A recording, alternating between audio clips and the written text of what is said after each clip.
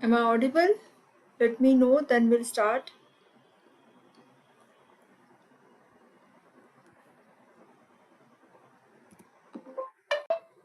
Okay, fine. Am I audible and visible? Sorry for the delay. There is some technical issue, so I couldn't start my class on time. Sorry for that. Okay. Now, so hello everyone. Welcome to Unacademy Future Doctors. I'm myself Dr. Dipti Kariya. I'm MD PhD Physiology, and I'm associate professor educating MBBS nursing, physiotherapy, and homeopathy students. Okay, and I have more than 17 years of teaching experience now. Okay, so before starting, let me explain in brief about our subscription as well as some other details, and then we will. Hello, Ali, welcome to my class. Yes, let me finish respiratory, then we will think about digestive system. Ali, yes. Okay, fine. So, we'll provide you NEET PG notes that is for next, and these are curated from live classes of Unacademy educators, that is well structured, high yield exam targeted notes, help in effective revision, as well as complements the video lectures, and these notes are very useful for the students. So, stay tuned for the same. Next announcement here, you can accelerate your learning. You get 1 year subscription and you get 6 months. Thank you, beta.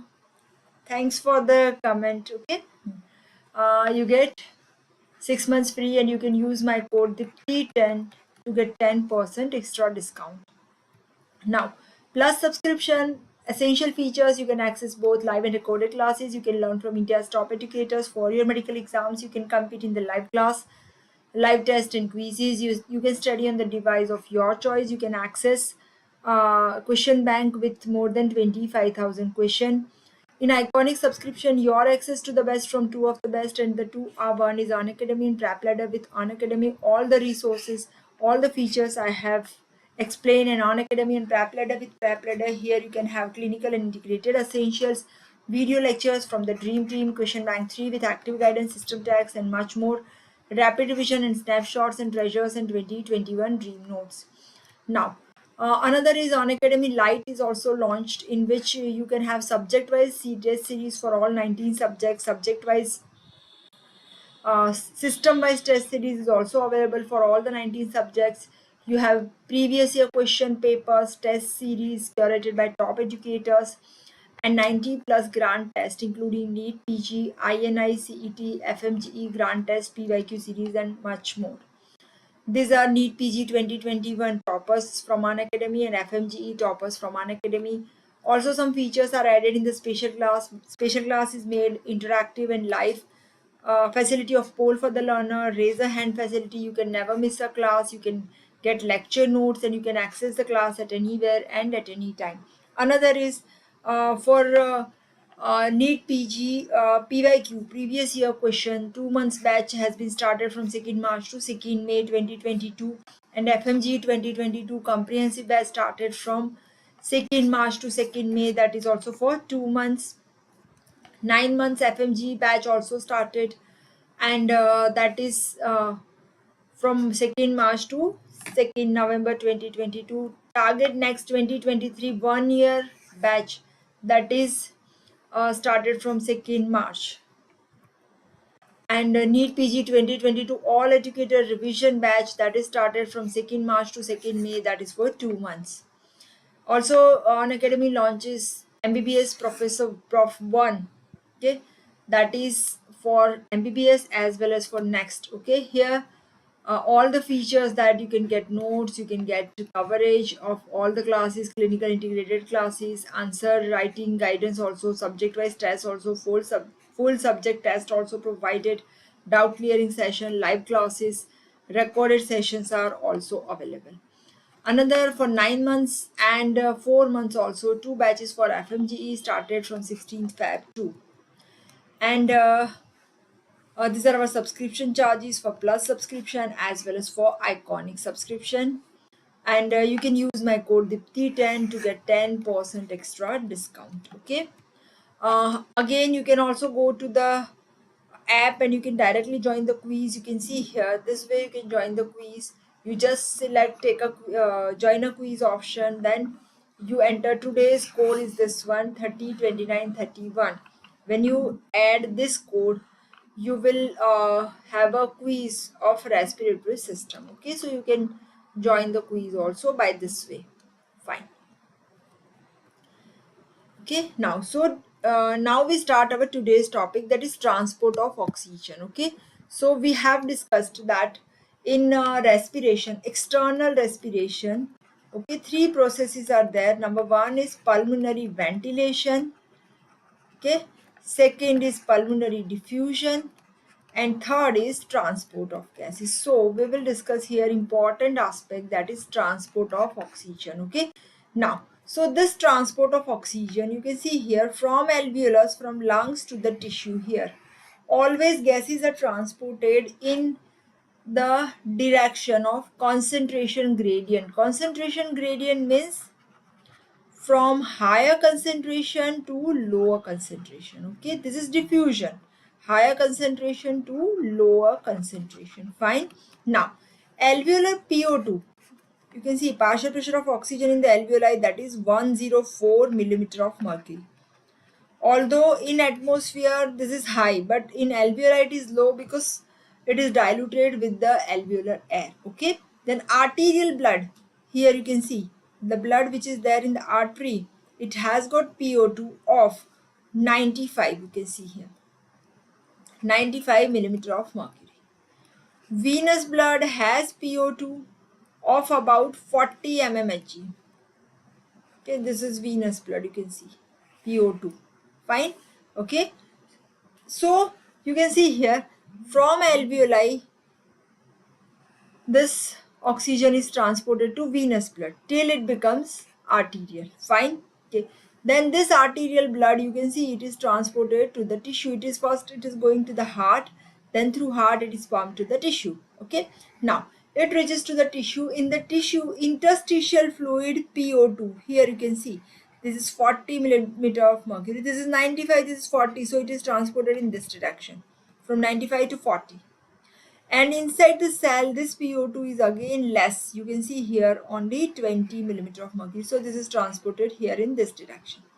So you can say this is the direction of transport of oxygen from alveoli to pulmonary capillary, and from arterial blood to the interstitial fluid, then to the tissue cell. Fine.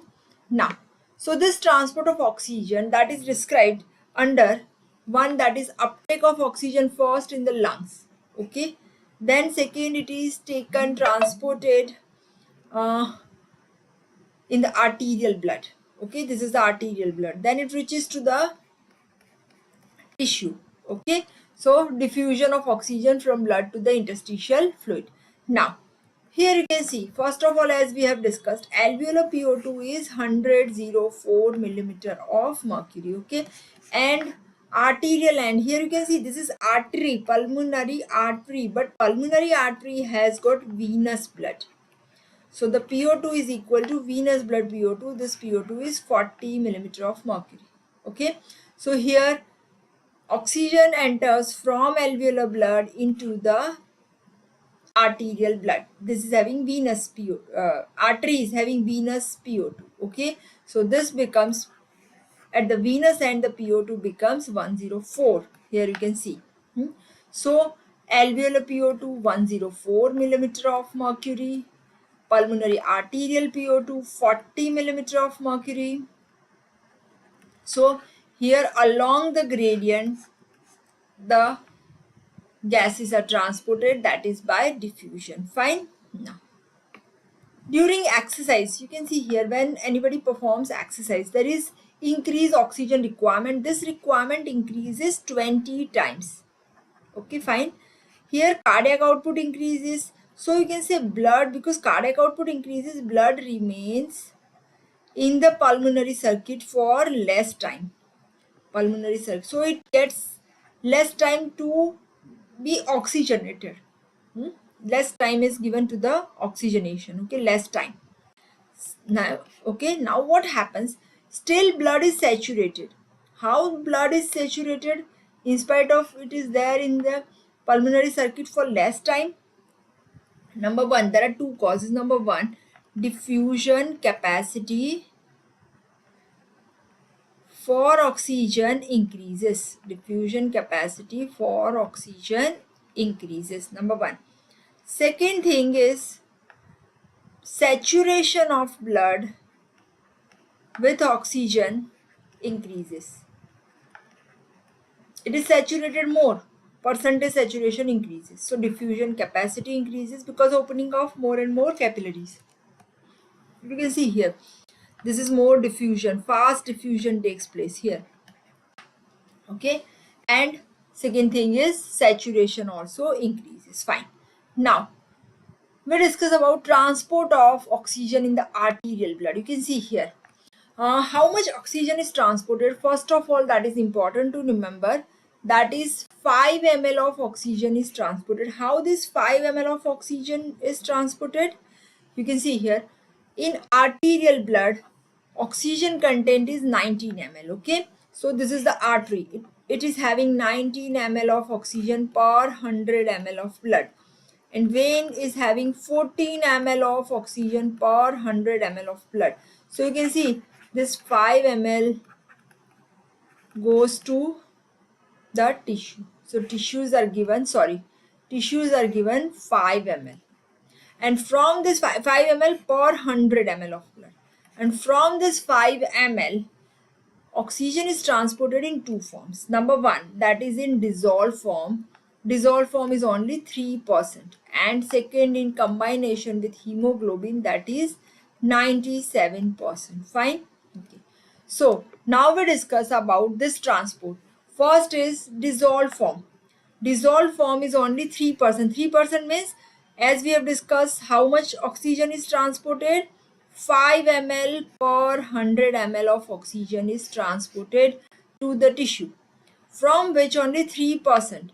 3% is only 0.03 ml that is transported per 100 ml. Okay, now another important thing, what is the significance of dissolved oxygen? It is very low, but what is the significance? You can see here. I think all of you have seen soda bottle. When soda bottle is not open, you can see this is the soda bottle. And when you open it, you can see here that gas comes out. Okay. Now, which gas has come out? The gas which is dissolved in the liquid. Okay.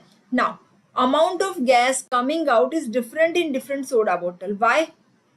Because suppose in one bottle, if the gas is filled with more pressure, then more amount of gas is in dissolved form.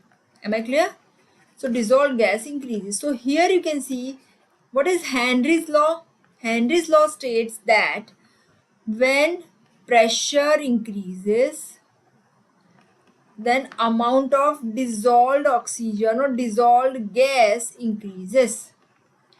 This is applicable to your oxygen also. So when you are giving oxygen with more pressure, more amount of oxygen is dissolved in blood. Okay. So suppose sometimes if there is carbon monoxide poisoning and if we require to give oxygen, because carbon monoxide binds with hemoglobin, so now oxygen cannot bind with hemoglobin. As we have discussed, oxygen is transported in two forms. Which are these two forms? Number one, that is dissolved form, and other is combination with hemoglobin. But here now carbon monoxide has bound with the hemoglobin, so now oxygen cannot bind. So how can we deliver oxygen in the dissolved form? So when we are giving oxygen with much pressure, more amount of dissolved form, you can increase the dissolved form, although it is 3%, but you can increase it much more.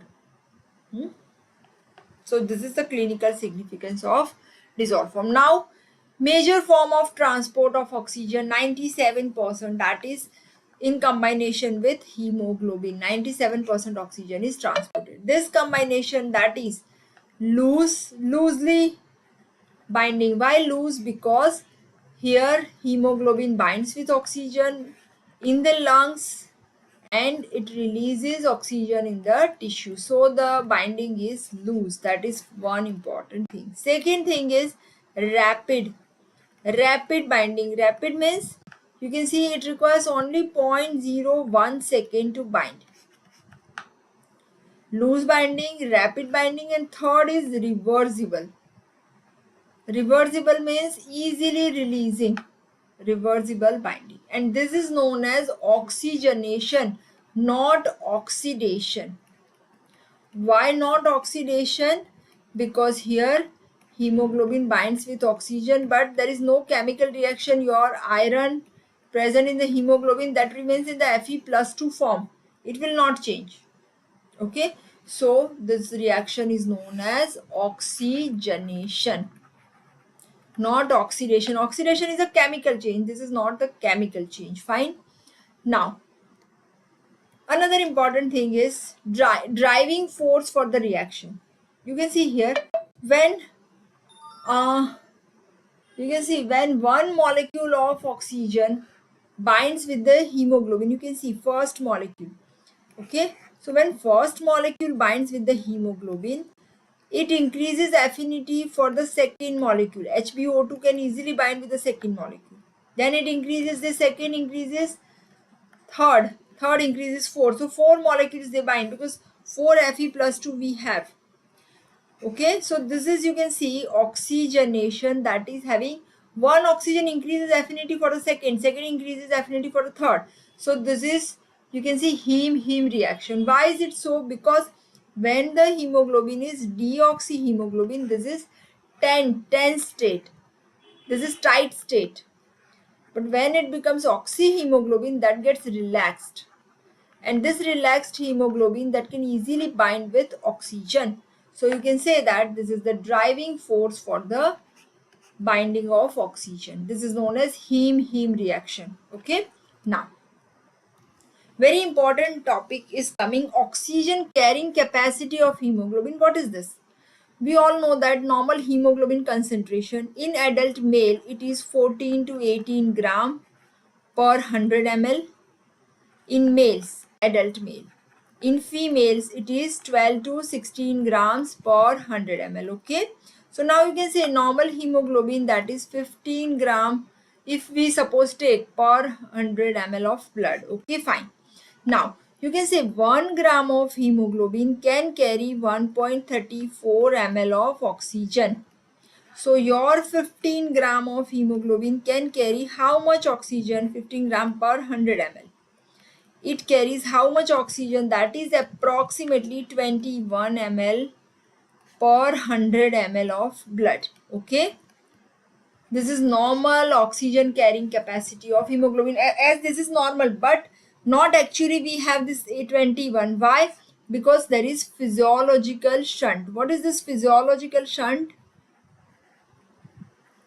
Physiological shunt means your lungs are supplied by bronchial vessels, okay, and this bronchial blood will not go for the purification, it will directly enter in the aorta. So it mixes with the oxygenated blood. Okay, so when this bronchial blood mix with the oxygenated blood, there is small amount of blood which is deoxygenated. So your total oxygenated blood is not 100% or 21 ml. This is 97%, or you can say 19.7 ml per 100 ml of blood. This is known as oxygen carrying capacity of hemoglobin. Okay. Now, so this is oxygen carrying capacity. Now, very important other thing is coming, this hemoglobin saturation, which is also known as percentage saturation. What is this hemoglobin saturation or percentage saturation? I will explain you. Percentage saturation means, suppose you can see, when suppose your hemoglobin has got 4 molecules of iron, Fe+2. Okay, what does it mean? It will bind with 4 oxygen molecules. Okay, and when all, you can see, all the 4 hemoglobin molecule has oxygen binding, this is 100% saturation. But it is not always.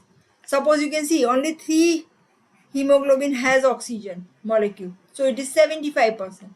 If it is 2, then it is 50%. Okay, so now, but it is not easy to pick up each and every hemoglobin molecule and to find out that whether this is binding with 3 or this is binding with 4 oxygen. So what we do is we just calculate it. How to calculate percentage saturation of hemoglobin? Okay, for that what we do is we have to take blood and find out oxygen content. Suppose if you have taken venous blood and your oxygen content of venous blood is 14 ml, okay, and your normal oxygen carrying capacity is 19.5 ml.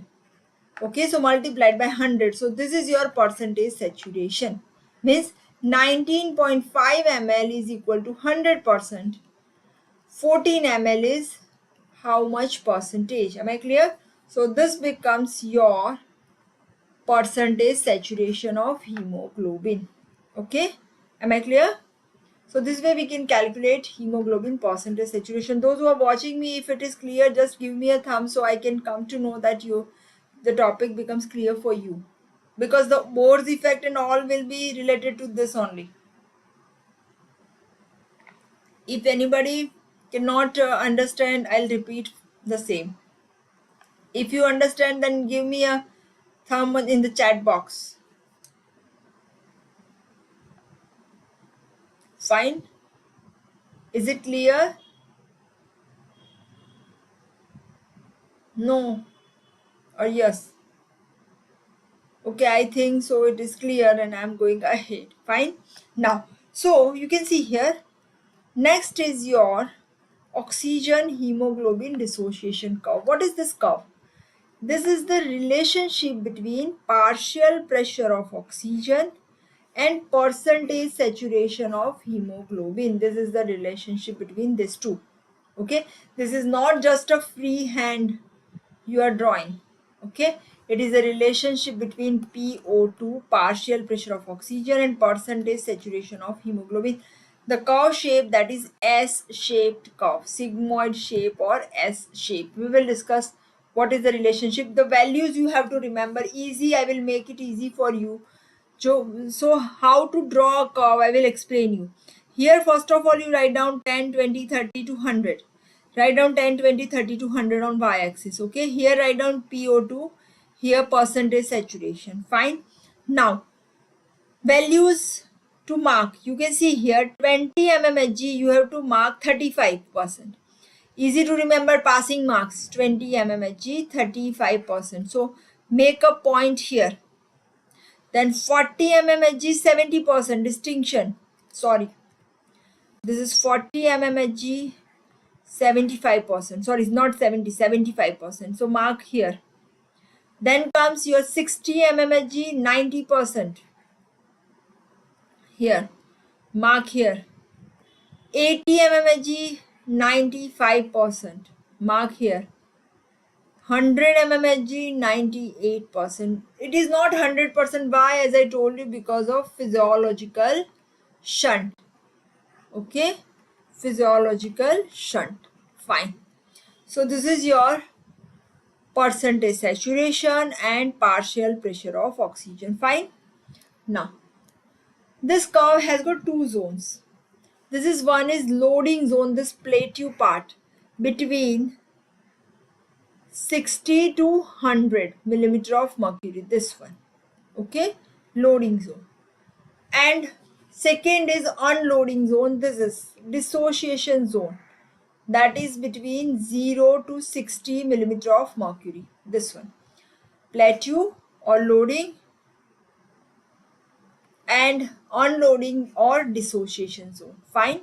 Now this association zone or loading zone, this one, this association zone or loading zone, that has flat part or plateau part. Okay, that is related to the process of oxygen uptake.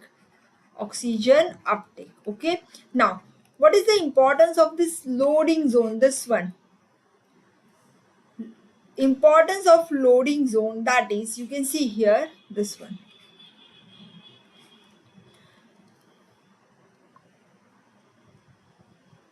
Just a minute.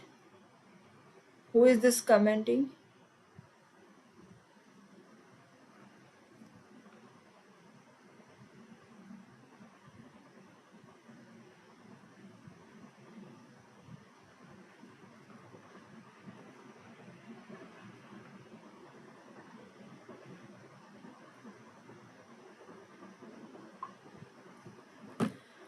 Okay, so flat part or plateau part.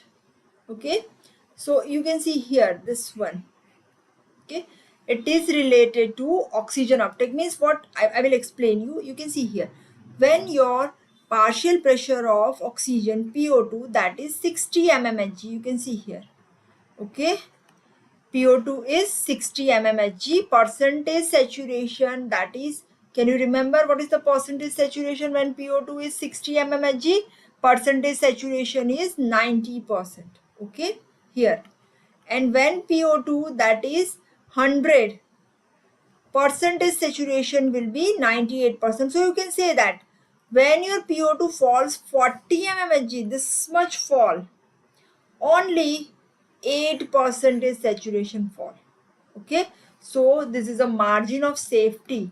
What is the role of margin of safety here? When you are climbing mountain, when you are going at high altitude and your PO2 falls up to 60 mmHg, your percentage saturation will not fall less than 90%. Okay, fine. Okay, and another is in pulmonary disease also. Suppose somebody is having bronchial asthma. In pulmonary disease, when PO2 is reduced, still percentage saturation is 90%. Fine. So this is your loading zone. Second is dissociation or unloading zone. You can see here, this is T part. Okay, why? After 60 mmHg, this percentage saturation started falling down. Why? Because here when your PO2 falls less than 60%, now your tissue requires oxygen. So this oxygen is released from hemoglobin. So this is during exercise. When your PO2 decreases below 60 mmHg, your muscles, they require oxygen. So now your hemoglobin starts releasing oxygen. So percentage saturation starts falling.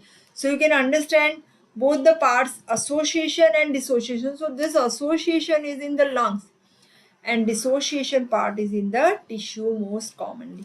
Am I clear?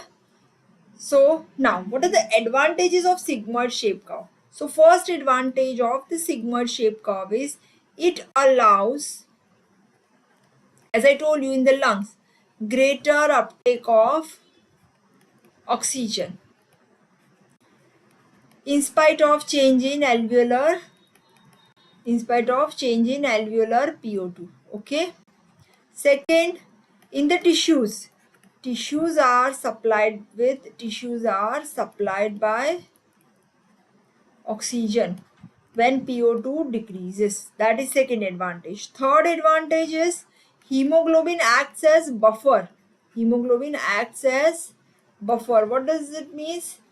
Because it releases oxygen when it is required in the tissue in this dissociation zone, and it binds with the oxygen in the lungs in association zone. So it acts as a buffer, balances oxygen. Fine. So this is the advantage. You can see here in this diagram, you can easily understand. You can see here when your PO2 is at 40 mmHg, percentage saturation is 70%. What does it mean? 75%. 75% oxygen. We will discuss 2,3 DPG. We will discuss what is 2,3 DPG. Okay, it is just coming. It is a metabolic waste product and it has effect on the oxygen hemoglobin dissociation curve. How, that also we will discuss. Okay, good. So you can see here when percentage saturation is 75%, means 75% of oxygen is bound with the hemoglobin and 23% is released to the tissue. Fine. Here you can see when your PO2 is 20 mmHg. What is Muskan? I'm not getting. Human de pharma ka. Not getting beta Muskan. I'm not getting you. Just chat properly. Padhao. What is padhao? Not getting beta. So when PO2 is 20, percentage saturation is 30. Pharmaceutics and anatomy. I'm not taking anatomy, but in D pharma, if you have physiology subject, this topic is useful for you, beta. Okay, you are doing pharmacy, I think so. Is it? Okay. So here you can see when PO2 is 20 mmHg, percentage saturation is 35%. Okay. 35% means oxygen, 35% hemoglobin binds with oxygen. Okay. And remaining 65% is given to the tissue. You can see here 73% given to the tissue, 25% bind with the oxygen, with the hemoglobin. Fine. Now we'll discuss about shift to right and shift to left. You can see here what is the shift to right and left. Pay attention, then only you can understand. Now again we come to our values. We have discussed when PO2 is 20 mmHg, percentage saturation 35%. Okay, PO2 percentage saturation. PO2 is 40 mmHg, percentage saturation 75%. PO2 60, percentage saturation, that is 90. PO2 80, percentage saturation 95. PO2 100, percentage saturation is 98%. Okay, now what is shift to right? You can see here, this is normal curve 20 and 35, but when the curve is shifted to right, this is shift to right, this one red one, shift to right.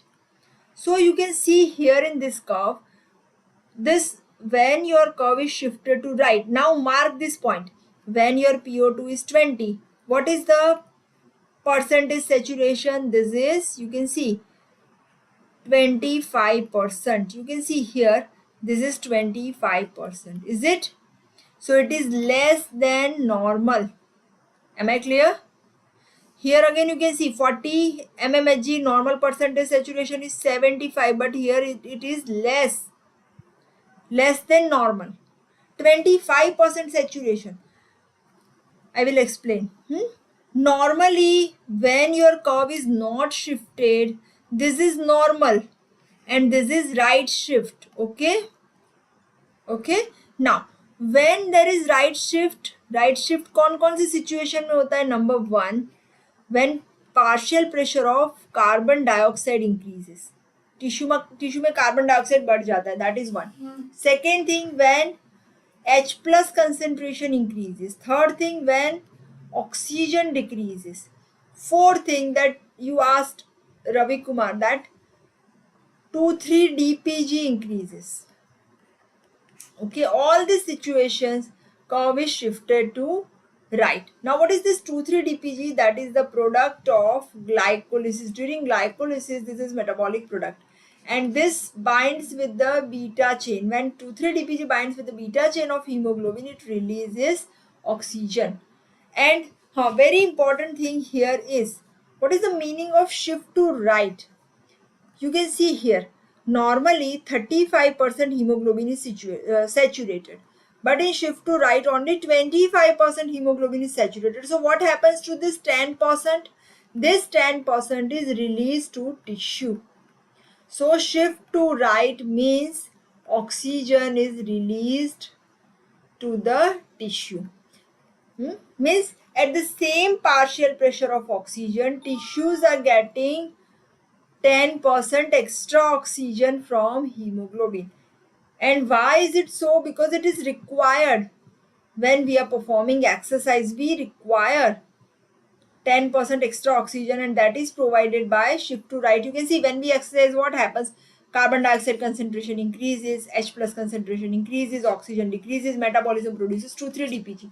So because of all of this, there is shift to right. And when there is shift to right, oxygen is released. Am I clear? So this is all an important concept. If you are understanding this concept, then only you can understand shift to right and left. Otherwise, you have to mug up all these things. Okay, fine. So you can see here, effect of PCO2 and pH. You can see when pH decreases, or you can say H plus concentration increases, there is shift to right, low pH. pH decreases, H plus increases. So shift to right, release. Okay, and when pH increases or H plus decreases, there is shift to left. Same way PCO2 increases, shift to right. PCO2 decreases, shift to left. Fine.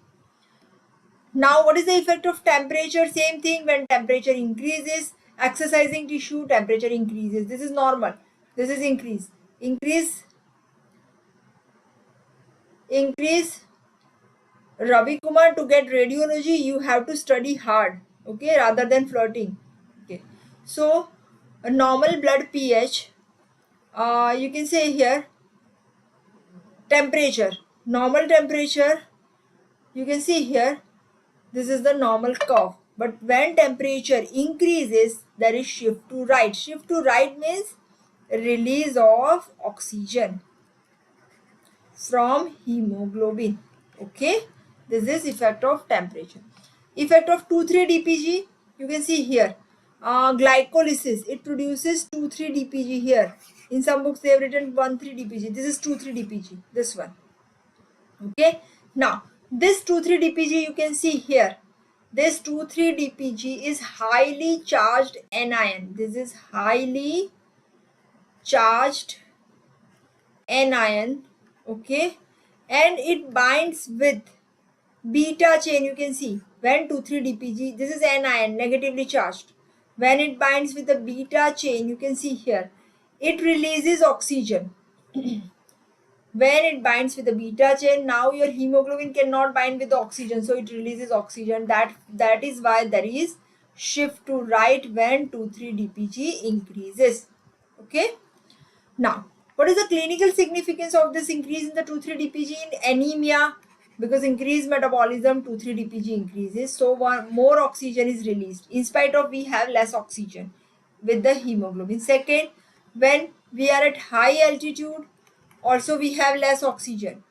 Then also because of 2,3-DPG, it is more released. Third, in pulmonary disease also, oxygen is less, but 2,3-DPG increases, more amount of oxygen is released. Okay, now we come to one of the important short question may be asked, that is Bohr's effect. What is Bohr's effect?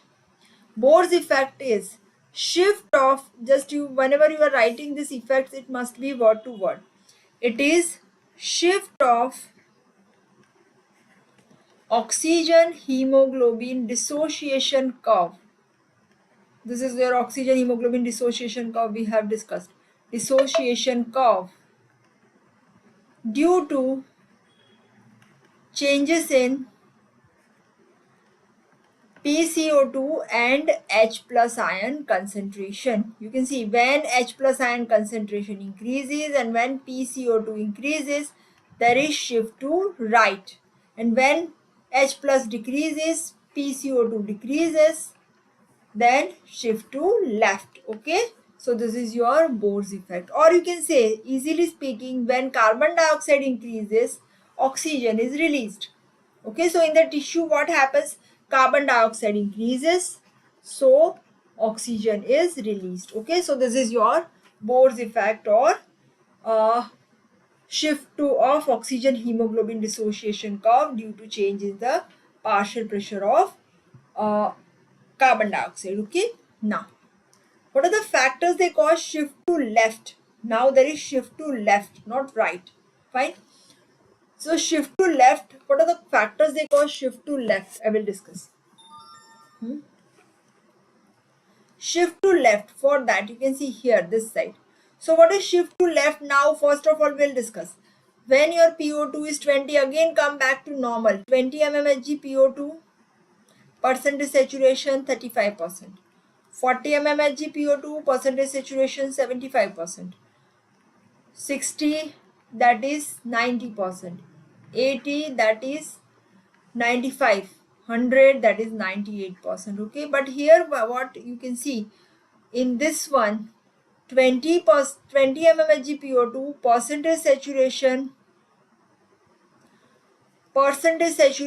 that is 45%.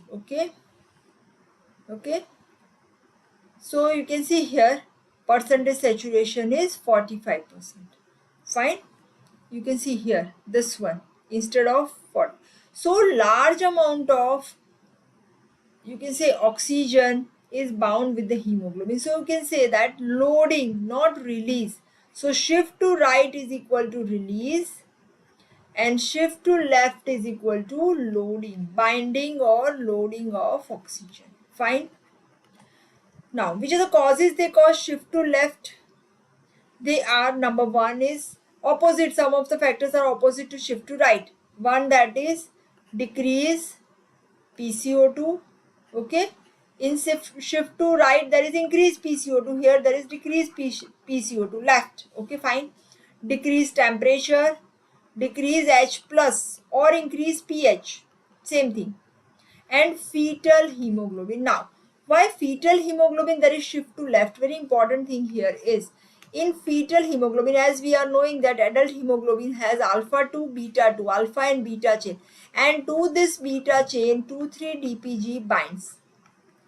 But in fetal hemoglobin there is no beta chain. Fetal hemoglobin has got alpha chain and gamma chain, alpha 2 gamma 2, and so no binding of 2,3-DPG. And when 2,3-DPG will not bind, what happens? There is no release of oxygen, so oxygen binding increases.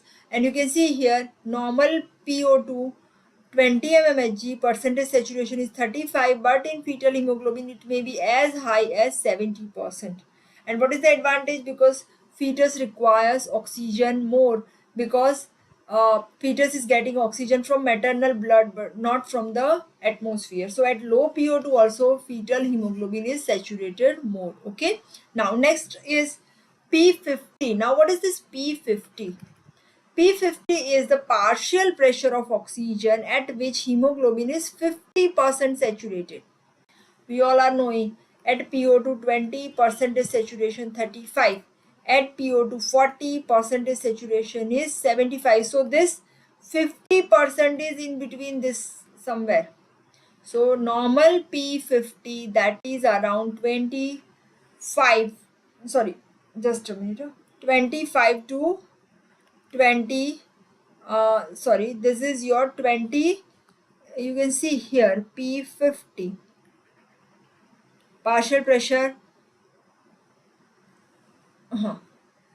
Another important thing I have forgotten, this along with whenever you are measuring, this is 25 to 27 mmHg, that is correct, but one important thing is to maintain normal PO2 you have to keep in consideration of H plus and CO2, because when this H plus and CO2 changes, your P50 will change. So H plus is normal, means pH that is 7.4, CO2 concentration is 40 mmHg, and temperature also is normal 37 degrees Celsius. Okay, and you have to find out the partial pressure at which hemoglobin is 50% saturated, and the partial pressure is this one, 25 to 27 millimeter of mercury. Okay, now what happens when P50 decreases? You can see here, this is normal P50, 26 mmHg. This is P50 reduced. Okay, instead of that it becomes 21. So this is shift to left. Okay, so decrease P50 means shift to left, and when shift to left, then there is increased affinity of hemoglobin for oxygen. Okay, and increase P50 here, this one, so there is shift to right. What is shift to right? Here decrease affinity of hemoglobin for oxygen. Okay, that is shift to right. Okay, another factor that affects hemoglobin dissociation curve is carbon monoxide.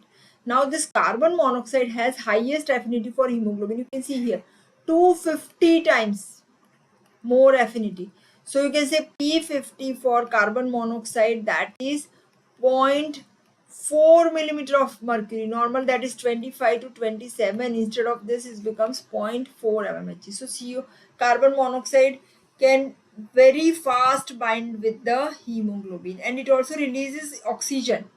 So carbon monoxide poisoning is dangerous for life. Okay, another is oxygen hemoglobin dissociation curve for myoglobin. This myoglobin is present in the muscles. You can see here. Muscle is a temporary storehouse of oxygen. Okay, and this curve for the myoglobin, this one, this is not sigmoid shape. This is your rectangular hyperbola. You can see here this one, rectangle rectangular hyperbola. Okay, fine. And another, so this is the difference, one thing. Second, it will not show Bohr's effect. It is not affected by PCO2 and H plus. And third difference of myoglobin is normally at 40 mmHg percentage saturation, we know that 75% but for hemoglobin, but for myoglobin that is 95%. You can see this will go steadily up. So this is your oxygen hemoglobin dissociation curve for myoglobin. Next is release of oxygen in the tissue. You can see here, now this oxygen reaches to the tissue and it is released. Okay, so oxygen consumption or oxygen delivery at rest, first of all we will discuss. So oxygen delivery means delivery of oxygen is equal to amount of oxygen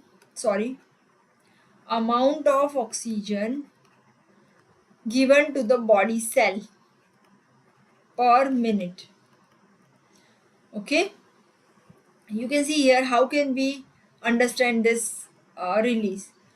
uh, this is one another important definition here is utilization coefficient. What is this utilization coefficient? Utilization coefficient means, suppose you can see 5 ml, as we have discussed, 5 ml of oxygen is delivered, oxygen is taken by the tissue, oxygen taken by tissue. Okay, as we have discussed, 19 ml arterial blood and 14 ml venous blood. So 5 ml is given to the tissue. But how much is delivered to the tissue? 19 ml.